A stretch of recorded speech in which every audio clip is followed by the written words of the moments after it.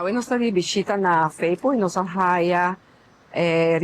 nossa ser recebido de diretiva e também sum kuta encargado de manejo e nossa pora visitar diferente profissional trabalhando aqui não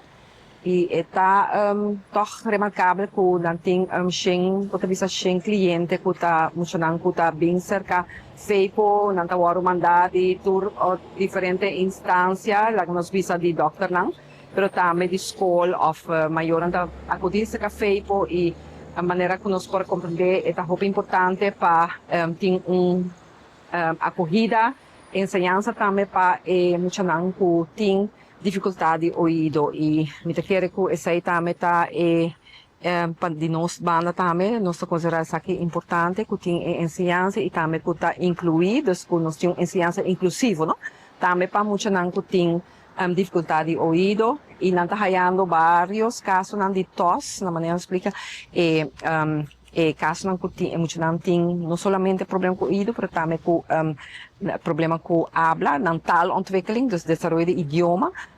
não tem problema com ele e isso aqui não está muitos não que toca challenge para se não por dona melhor acolhida não. Dus está bonita com a dona apresentação e também a dona nosso documento una ku nanta desenhar também ku ofta tres padilante com muito nante direito arriba enseñanza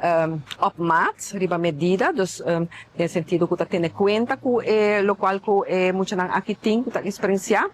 e em todo caso nós escutam e nós está espera também que nós podemos ter comunicação com não e camina que nós sostener também lo qual que não está fazendo e que não está organização que para hopi acaba de brinda e ajuda e serviço também não somente muito não, pero maior também que tem que tem que tem dificuldade de ouvido. Isso é muito importante e